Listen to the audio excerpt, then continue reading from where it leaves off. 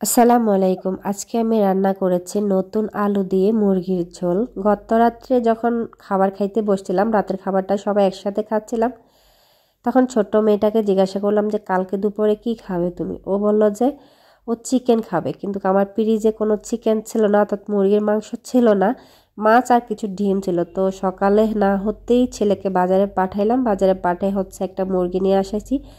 মুরগিটা আমি খামড়াটা ফেলে দিয়ে এটা ধুয়ে পরিষ্কার করে পানিটা ঝরিয়ে নিয়েছি। এখন হচ্ছে এখানে আমি দিয়ে দিলাম হাফ কাপ সরিষার তেল, সাথে হাফ কাপ পেঁয়াজ দিয়েছি, একটু হালকা ভেজে নিয়ে এই পর্যায়ে দিয়ে দিলাম 1 টেবিল চামচ রসুন বাটা, হাফ টেবিল চামচ আদা বাটা, আবার একটু ভেজে নিচ্ছি।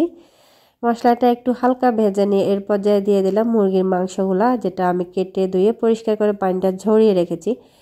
এই পর্যায়ে আমি যেহেতু ফ্রেশ মাংসটা ব্যবহার করছি, এই কারণে আমি এটা ভাজি নাই আর কি। তো আমার কাছে এখন এই নতুন আলু দিয়ে চিকেনটা এভাবে রান্না করলে সাথে একটু ধনিয়া পাতা দেবো, খুবই ভালো লাগে। অনেকে হচ্ছে ভাজা মাংস ছাড়া খেতেও পছন্দ করেন, বাট এভাবে কাঁচা মাংস রান্নাটা পছন্দ করেন না। তো সেক্ষেত্রে আপনারা চাইলে হালকা একটু শ্যালো ফ্রাই বা আপনাদের পছন্দ অনুযায়ী ভাজি করে নিতে পারেন। এখন এখানে আমি দিয়ে দিচ্ছি হলুদের গুঁড়া, 2 টেবিল চামচ হলুদের গুঁড়া দিয়ে দিলাম, সাথে দিয়ে দিলাম 1 টেবিল চামচ মরিচের গুঁড়া, 1 টেবিল চামচ কাশ্মীরি রেড চিলি, সেটা শুধু কালারের জন্য, না থাকলে না দেওয়ার দরকার নয়, অপশনাল। সাথে 1 টেবিল চামচ দিয়েছি গরম মশলা গুঁড়া, 2 টেবিল চামচ জিরা ধনিয়া গুঁড়া, 1 টেবিল চামচ লবণ। সবগুলো দিয়ে আমি আবার একটু কষিয়ে নিচ্ছি। আমার এখানে আজকে এটা 2 কেজি মুরগি ছিল ওজনে, তো কেটে ধুয়ে পরিষ্কার করার পরে 1 কেজি 500 গ্রাম পুরো মুরগিটাই আমি রান্না করে নিচ্ছি। আর যেহেতু ফ্রেশ মুরগি, সেই কারণে আমি ভাজি করে নিই, আপনারা যদি চান তো ভাজি করে নেবেন। আমি আবার একটু বলে দিলাম। এরপর সবগুলা মশলা দিয়ে আমি হচ্ছে লো আছে এটা একটু কষিয়ে নিচ্ছি। একদম লো আছে কষাইতে হবে, কিন্তু ঢেকে কষাই নিয়েছি। তবে এ পর্যন্ত আমি এখনও কোনো পানি বের দিই নাই। মুরগির যে একটু হালকা হালকা ঝোল আছে, এটা লো আছে কষিয়ে নিলে অটোমেটিকলি মুরগির মাংস থেকে পানিটা একটু ছেড়ে আসে। এখন আমি দিয়ে দিচ্ছি আলু। এগুলো হচ্ছে এখন নতুন আলু, এবছরে প্রথম আমি আজকে রান্না করতেছি নতুন আলু দিয়ে মুরগির মাংস। এখানে 500 গ্রাম আলু একটু এরকম করে কেটে নিয়েছি, সাথে একটি টমেটো, 5-6টি কাঁচামরিচ মাঝখান দিয়ে একটু চিড়ে দিয়েছি।